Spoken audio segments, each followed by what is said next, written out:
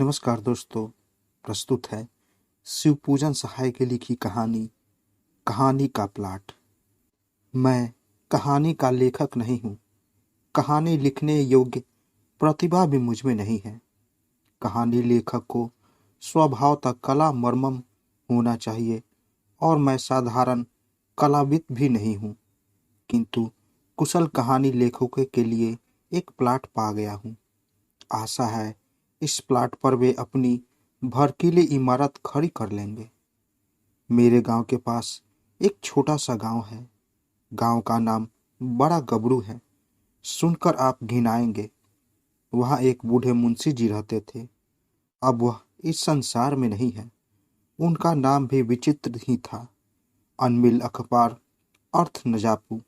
इसलिए उसे साहित्यिकों के सामने बताने में हिचकता हूँ। खैर, उनके एक पुत्री थी जो अब तक मौजूद है।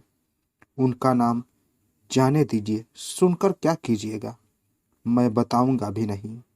हाँ, चूंकि उसके संबंध की बातों बताने में कुछ सहूलियत होगी, इसलिए उसका एक काल्पनिक नाम रख लेना जरूरी है। मान लीजिए उसका नाम है भगजोगनी। देहात की घटना है, इसलिए देहाती नाम ही अच्छा होगा। खैर, आगे बढ़िए। मुंशी जी के बड़े भाई पुलिस में दरोगा थे। उस जमाने में, जबकि अंग्रेजी जानने वालों की संख्या उतनी ही थी जितनी आज धर्मशास्त्रों के मर्म जानने वालों की है। इसलिए उर्दूगा लोग ही ऊंचे ऊंचे ओहदे पाते थे। दारोगा जी ने 8-10 पैसे का करीमा खालिक बकारी पढ़ लिया। पढ़कर जितना रुपया कमाया था, उतना आज कॉलेज और अदालत की लाइब्रेरियां चाटकर वकील होने वाले भी नहीं कमाते। लेकिन दारोगा जी ने जो कुछ कमाया अपनी जिंदगी में ही फूंक ताप डाला। उनके मरने के बाद सिर्फ उनकी एक घोड़ी बची थी, जो थी महज 7 रुपए की, मगर कान काटती थी तुर्की घोड़ों की। कमबख्त बारूद की पुड़िया थी। बड़े बड़े अंग्रेज अफसर उस पर दांत गड़ाए रहते थे, मगर दरोगा जी ने सबको निबुआ नोट चटा दिया। इसी घोड़ी की बदौलत उसकी तरक्की रुकी रह गई, लेकिन आखिरी दम तक वे अफसर के घपले में न आए। हर तरह से काबिल, मेहनती, ईमानदार, चालाक, दिलेर और मुस्तैद आदमी होते हुए भी दारोगा के दरोगा ही रह गए, सिर्फ घोड़ी की मोहब्बत से। किंतु घोड़ी ने भी उनकी इस मोहब्बत का अच्छा नतीजा दिखाया। उनके मरने के बाद धूमधाम से उनका श्राद्ध करा दिया। अगर कहीं घोड़ी को भी बेच खाए होते तो उनके नाम पर एक ब्राह्मण भी नहीं जमीनता। एक गोरे अफसर के हाथ खासी रकम पर घोड़ी को ही बेचकर मुंशी जी अपने बड़े भाई से उत्तीर्ण हुए।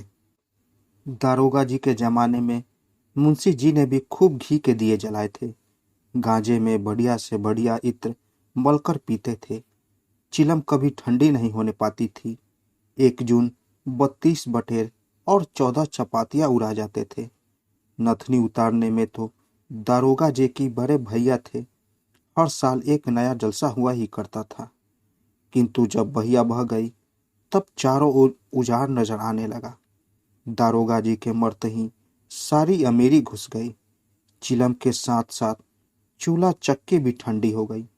जो जीभ एक दिन बटेरों का शोरबा सुरखती थी, वह अब सराह सराह कर मटर का सत्तू सरोपने लगी। चुपड़ी चपातियां चबाने वाले दांत अब चंद चने चबाकर दिन गुजारने लगे। लोग साफ कहने लगे, थानेदार ने की कमाई और फूस का तापना दोनों बराबर है। हर साल नई नथुनी उतारने वाले मुंशी जी को गांव जवार के लोग भी अपनी नजरों से उतारने लगे। जो मुंशी जी चुल्लू के चुल्लू इत्र लेकर अपनी पोशाक में मला करते थे, उन्हीं के अब अपनी रूखी सूखी देह में लगाने के लिए चुल्लू भर करवा तेल मिलना भी मुहाल हो गया। शायद किस्मत की फटी चादर का कोई खपूर नहीं है, लेकिन जरा किस्मत की दोहरी मार तो देखिए। दारोगा जी के जमाने में मुंशी जी के 5-5 लड़के हुए, पर सब के सब सुबह के चिराग हो गए। जब बेचारों की 5 उंगलियां घी में ही थी, तब तो कोई खाने वाला न रहा, और जब दोनों टांगे दरिद्रता के दलदल में आ फंसी और ऊपर से बुढ़ापा भी कंधे दबाने लगा, तब गोद में खाज की तरह एक लड़की पैदा हो गई। और तारीफ यह कि मुंशी जी की बदकिस्मती भी दारोगा जी की घोड़ी से कुछ कम स्थावर नहीं थी। सच पूछिए तो इस तिलक दहेज के जमाने में लड़की पैदा करना ही बड़ी भारी मूर्खता है। लेकिन धर्मयुग की क्या दवा है, इस युग में अबला ही प्रबला हो रही है। पुरुष दल को स्त्रीत्व खदेड़े जा रहा है। बेचारे मुंशी जी का क्या दोष, जब घी और गरम मसाले उड़ाते थे तब तो हमेशा लड़का ही पैदा करते थे, मगर जब मटर के सत्तू पर बेचारे कहाँ से लड़का निकाल लाए। सचमुच अमीरी की कब्र पर पनपी हुई गरीबी बड़ी ही जहरीली होती है। भगजोगनी चूंकि मुंशी जी की गरीबी में पैदा हुई और जन्मते ही माँ के दूध से वंचित होकर टूअर कहलाने लगी, इसलिए अभागिन तो अजहद भी, इसमें शक नहीं, पर सुंदरता में वह अंधेरे घर का दीपक थी। आजकल वैसी सुघर लड़की किसी ने कभी न देखी। भाग्यवश मैंने उसे देखा था। जिस दिन पहले पहल उसे देखा वह करीब 11-12 वर्ष की थी, पर एक ओर उसकी अनोखी सुगराई और दूसरी ओर उसकी दर्दनाक गरीबी देखकर सच कहता हूँ कलेजा कांप गया। यदि कोई भावुक कहानी लेखक या सहृदय कवि उठा ले तो उसकी लेखनी में अनायास ही करुणा की धारा फूट निकलती है, किंतु मेरी लेखनी में इतना जोर नहीं है कि उसकी गरीबी के भयावने चित्र को मेरे हृदय से उतार कर सरोज के इस कोमल दल पर रख सके, और सच्ची घटना होने के कारण केवल प्रभावशाली बनाने के लिए मुझ में भड़कीली भाषा में लिखते भी नहीं बनता। भाषा में गरीबी को ठीक ठीक चित्रित करने की शक्ति नहीं होती, भले ही वह राजमहलों की ऐश्वर्य लीला और विशाल वैभव के वर्णन करने में समर्थ हो। आह, बेचारी उस उम्र में भी कमर में सिर्फ एक पतला सा चिथड़ा लपेटे हुए थी, जो मुश्किल से उसकी लज्जा ढकने में समर्थ था। उसके सिर के बाल तेल बिना बुरी तरह बिखरकर बड़े डरावने हो गए थे। उसकी बड़ी बड़ी आंखों में एक अजीब ढंग की करुणा कातर चितवन थी। दरिद्रता राक्षसी ने सुंदरता सुकुमारी का गला टिप दिया था। कहते हैं प्रकृति सुंदरता के लिए कृत्रिम श्रृंगार की जरूरत नहीं होती, क्योंकि जंगल में पेड़ की छाल और फूल पत्तियों से सजकर शकुंतला जैसी सुंदरी मालूम होती थी, वैसी दुष्यंत के राजमहल में 16 श्रृंगार करके भी वह कभी न फबी।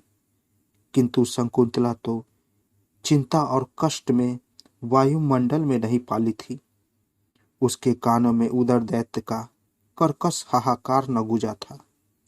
वह शांति और संतोष की गोद में पलकर सयानी हुई थी, और तभी उसके लिए महाकवि की शैवाल जालिप्त कामिनी वाली उपमा उपयुक्त हो सकी।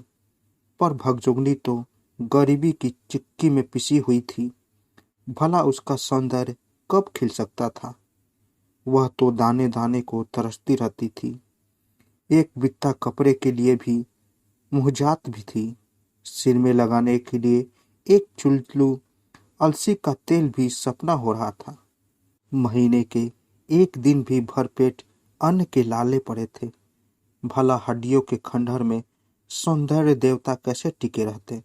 उफ, उस दिन मुंशी जी जब रो रो कर अपना दुखड़ा सुनाने लगे, तब कलेजा टूक टूक हो गया।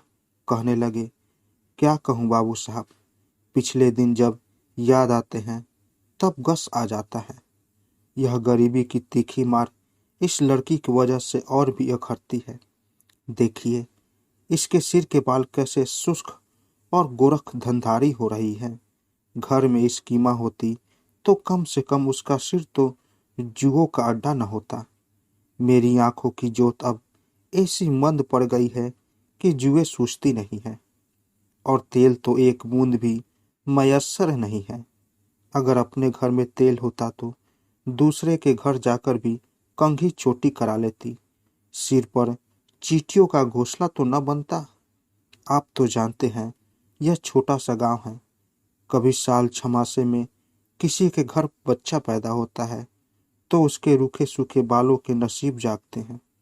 गांव के लड़के अपने अपने घर पर भर पेट खाकर जो झोलियों में चबेना लेकर खाते हुए घर से निकलते हैं तो यह उसकी बाट जोहती रहती है।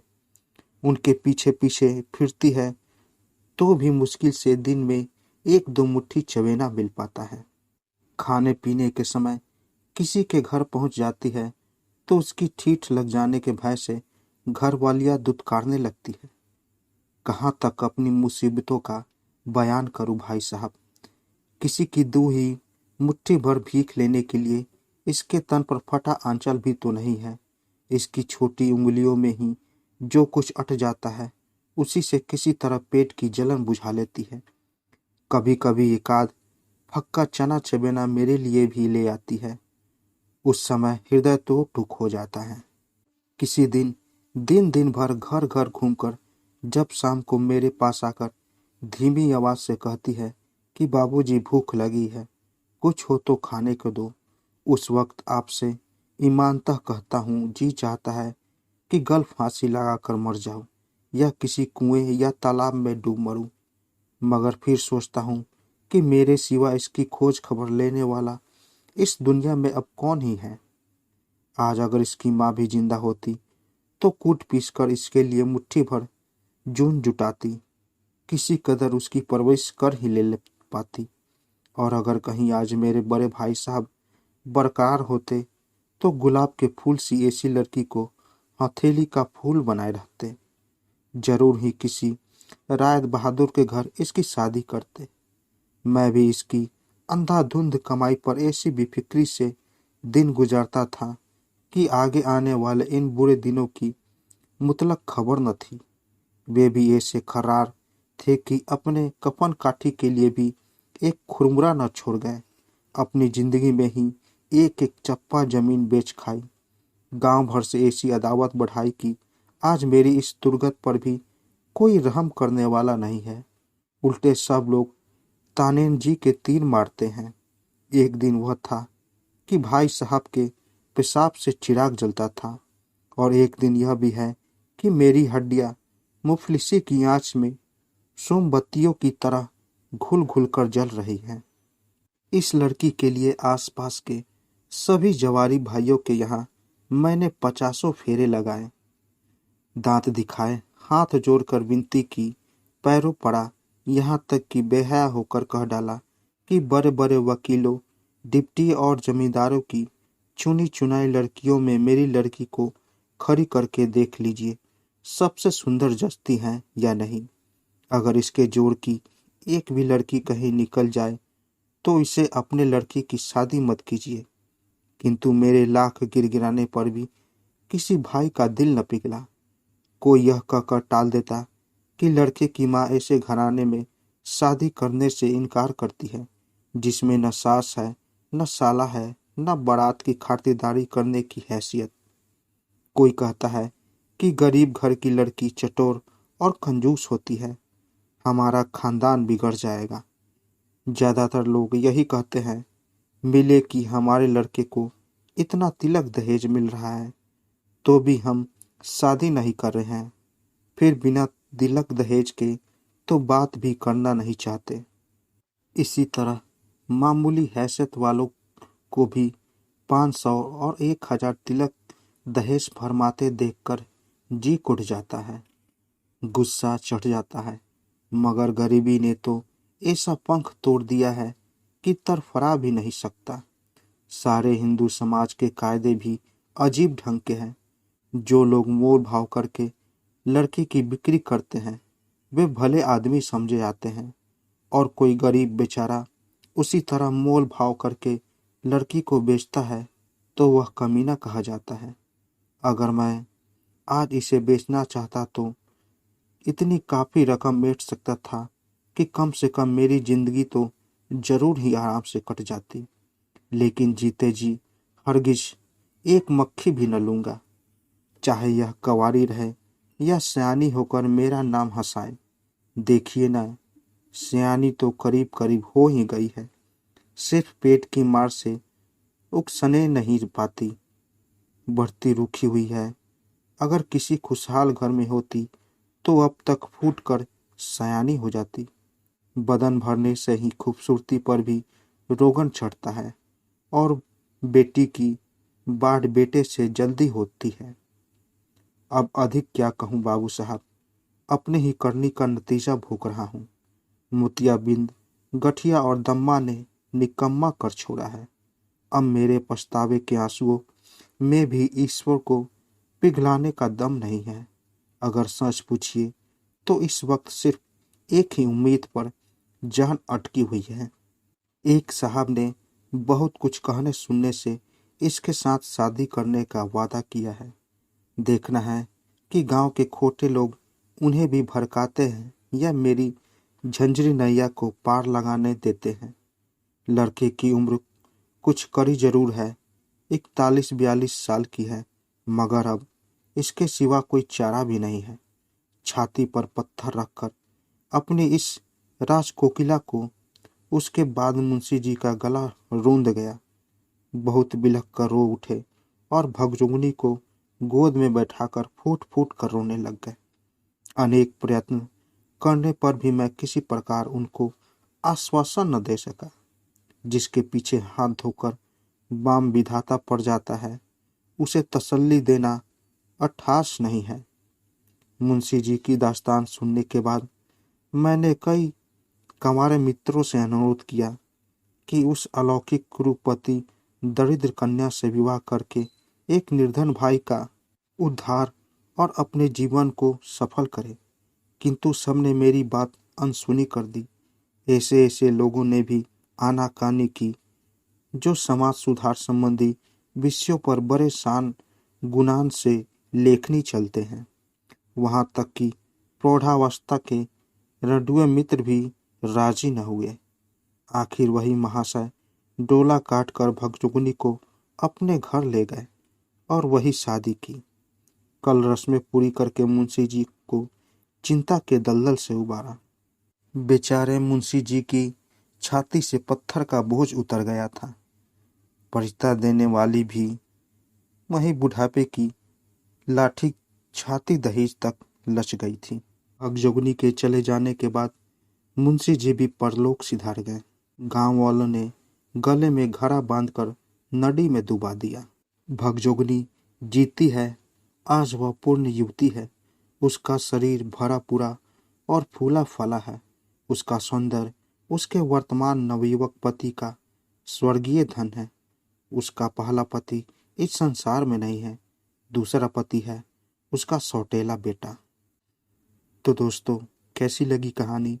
अगर आप लोगों को कहानी अच्छी लगी हो तो मेरे चैनल को ज़रूर सब्सक्राइब करें और साथ साथ बेल आइकन को भी ज़रूर दबाएं ताकि मेरी कहानी सबसे पहले आप तक पहुंचे। तो दोस्तों, मिलते हैं एक नई कहानी के साथ एक नए वीडियो में। तब तक के लिए नमस्कार।